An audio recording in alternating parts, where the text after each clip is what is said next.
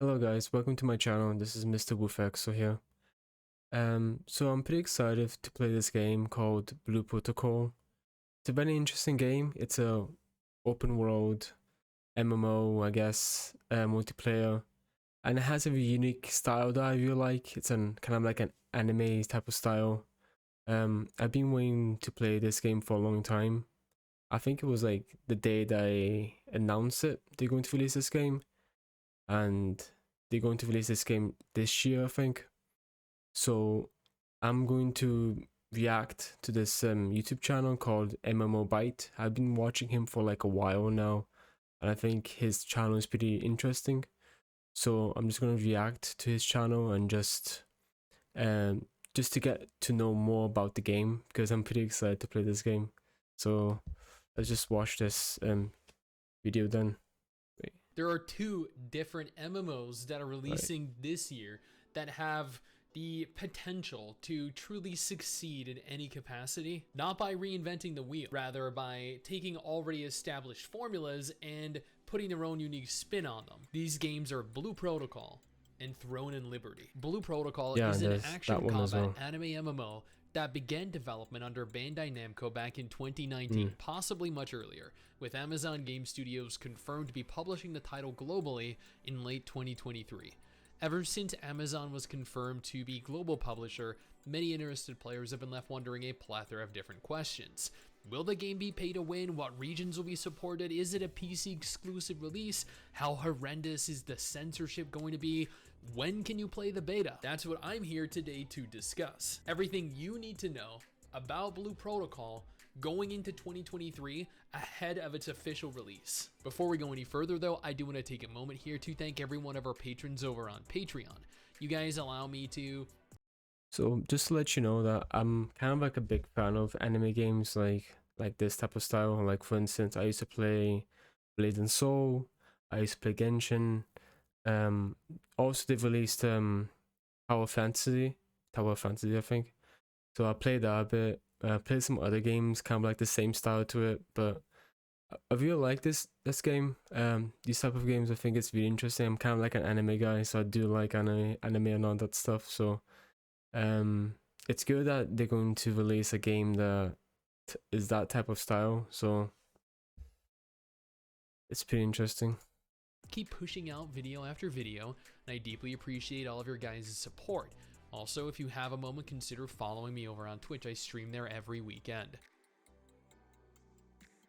Blue Protocol is an anime MMORPG. It's labeled via various sources as a multiplayer online action role-playing game, minus the massive, but allows for up to 200 players to occupy an area concurrently. That doesn't fit the definition of an MMO for some people, sure, but that's more than enough for the rest of us. Yes, it is. The MMO is releasing in many countries around the world and will be fully free to play in every single one of them. Bandai Namco are publishing the game in Japan. It's a good thing that they're going to release free to play. It's a good thing.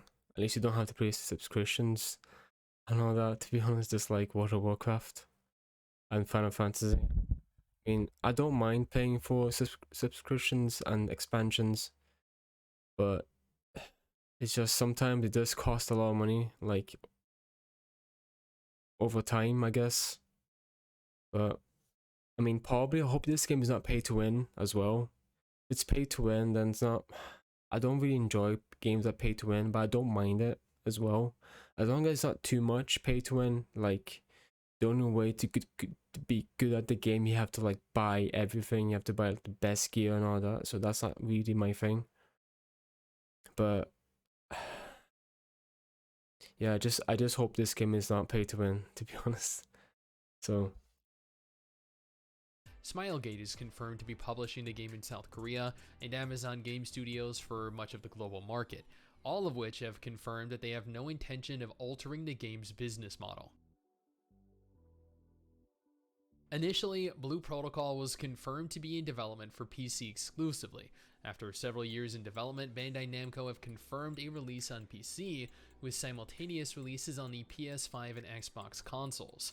It is unconfirmed specifically what type of cross-platform functionality will be present, whether you can log in via your PC and your PS5 or your PS5 and your Xbox. But the most important thing to note is that there is going to be no mobile functionality, even though they're missing out on an enormous market. Complete action combat.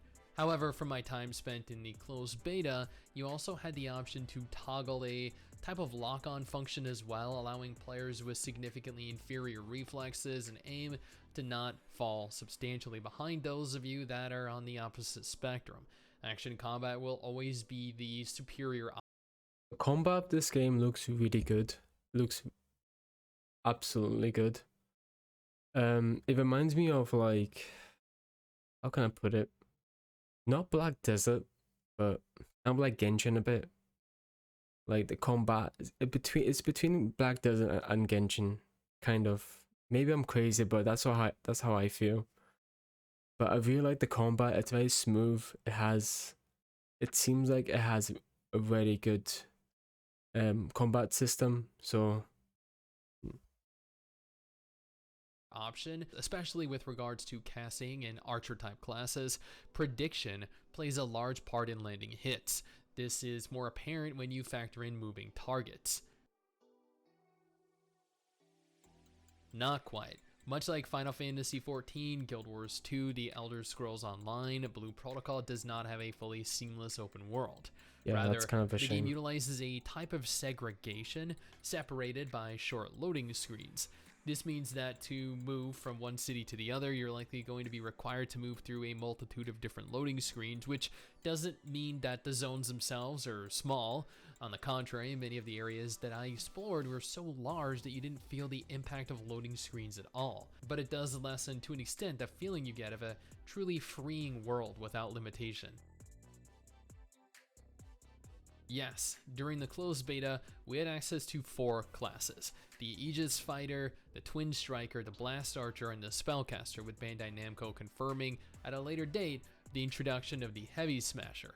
The official global release will feature all 5 classes, albeit with different names. The Blade Warden replacing the Aegis Fighter, the Keen Strider replacing the Blast Archer, the Spell Weaver replacing the Spellcaster, the Twin Striker remaining the same, and the Foe Breaker replacing the Heavy Smasher. I'm honestly not entirely certain what prompted Amazon's alteration of the class names, but some of them sound absolutely ridiculous. Not to say that the originals were really much better.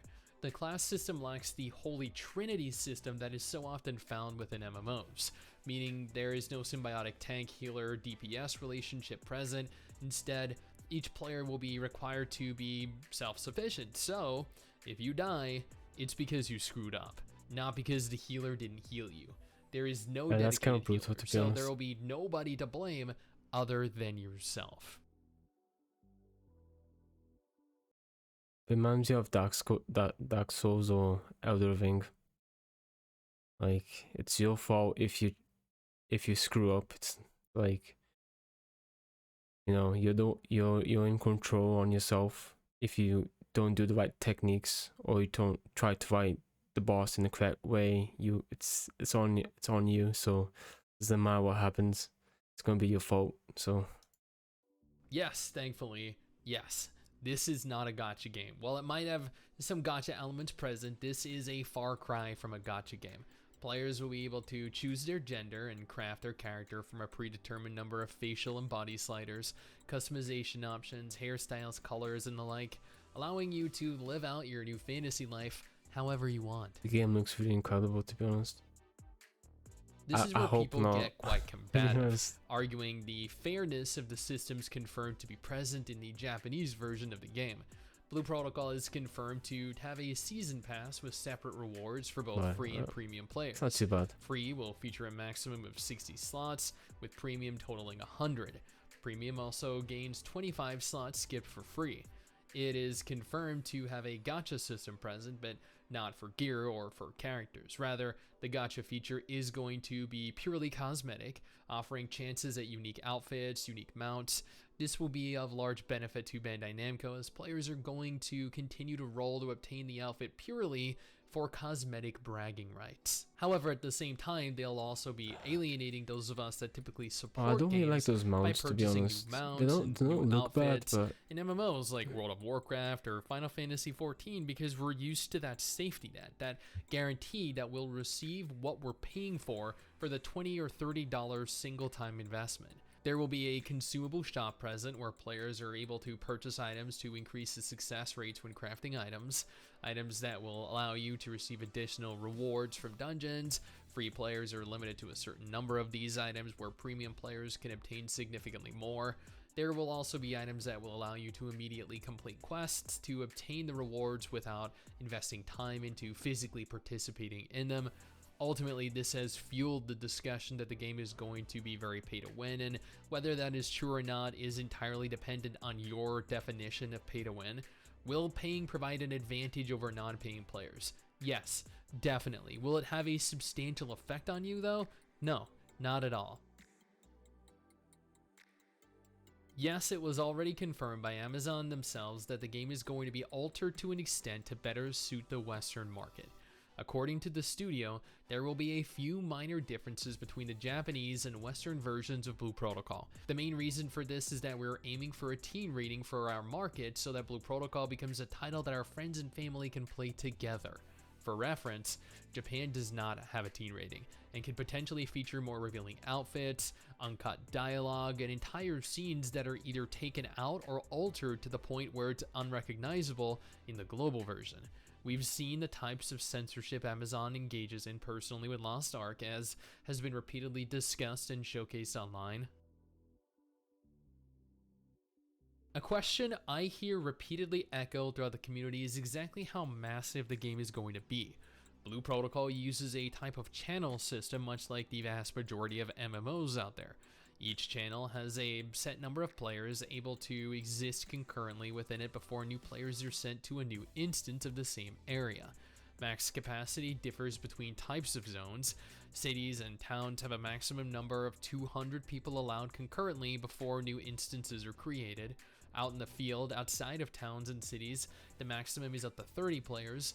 Dungeons and arenas are limited to 6 people, with dungeons actually scaling in difficulty depending on how many players are in your group. Raids have a limit of 30 people, but a maximum of 30 players isn't required, much like how WoW allows raid groups of different sizes. And finally, there will be solo exclusive content like Time Attack. yeah, I was pretty worried about that. I mean, it's good because I'm usually mostly solo, so I don't really go into groups that much. You know, I'm mostly PvE, so I just do dungeons by myself and grind by myself.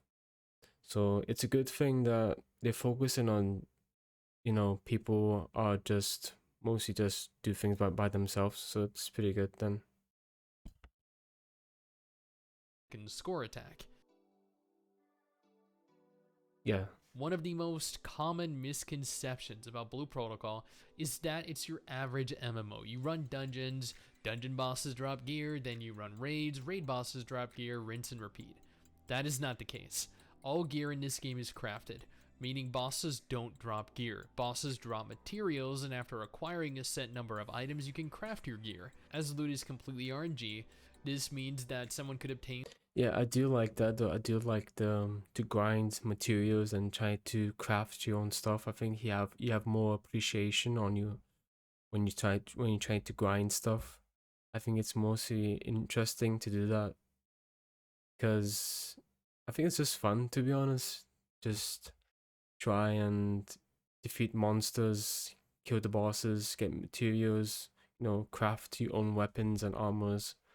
I think it's interesting. I think it's a fun way to do it, to be honest. I do enjoy that. The materials necessary to craft our best in slot weapon in 10 runs, where it could take you 30 runs to craft, which is where the discussion of pay to win comes in once again, since paying players can acquire additional loot that free players just won't have access to in the same number of runs. This means that you'll never be grinding mindlessly though for a single piece of gear. Instead, you'll be grinding to obtain the missing materials, many of which I'm assuming are going to be required for various different gear pieces. This makes the grind much more rewarding since you're technically grinding towards acquiring multiple pieces at once. While confirmed supported languages for global include English, French, German, Spanish, and Brazilian Portuguese, global regions will consist of North America, South America, Western Europe, Australia, and New Zealand. A confirmed English dub will be available, with Amazon opting to not elaborate on whether the official Japanese dub will be an available option. Well, that won't be a problem for me because I speak Portuguese and English, so I mean, that's fine.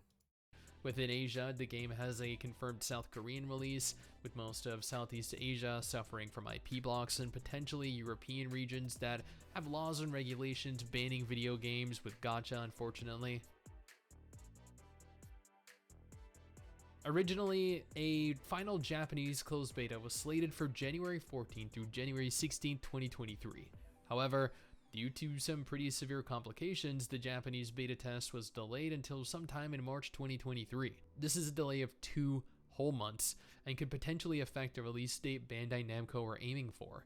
No confirmed closed beta has been scheduled for the global version of the game, but one would expect it would come after Japan has, at the very least, finalized a version of the game to allow for Amazon to use.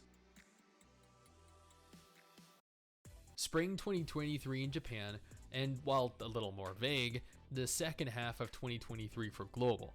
This could be anywhere from July through December, which means that if we were to receive a closed beta for the game, it would likely also take place at some point in the latter half of 2023. Note that this is not factoring in current delays or future delays, which both Bandai Namco and Amazon are quite notorious for. And admittedly, I think that's pretty much it. That covers everything that I think is worth noting moving into 2023. It's Japanese beta, it's Japanese launch, and further it's global beta and it's global launch. If there's anything you think I missed or anything further you'd like covered, let me know down in the comments and I'll try my best to help. Blue Protocol is an MMO that I've been promoting for years now, since 2019 when it was first announced, and I cannot be more excited even despite disagreeing with certain aspects of it. Now, if this isn't something you'd be interested in, no problem, I urge you to check out one of these 2 videos on screen right now. I'm sure you'll find... Yeah, that was a good video. To be honest, I was pretty excited to watch that video. It's a game that I've been kind of waiting for since, what, last year ago, 2 years ago, I guess. It's pretty interesting. I do like those type of games, and yeah, I think it's gonna be good though. I mean, can't wait. I can't wait to play it, to be honest, this year. So hopefully it comes out soon though. So yeah. Well, thank you for anyone's watching this, and thank you for liking this video and at least giving a chance to watch it. And also if anyone's watching this, if you can like and subscribe and enjoy my future videos, and so yeah, see ya.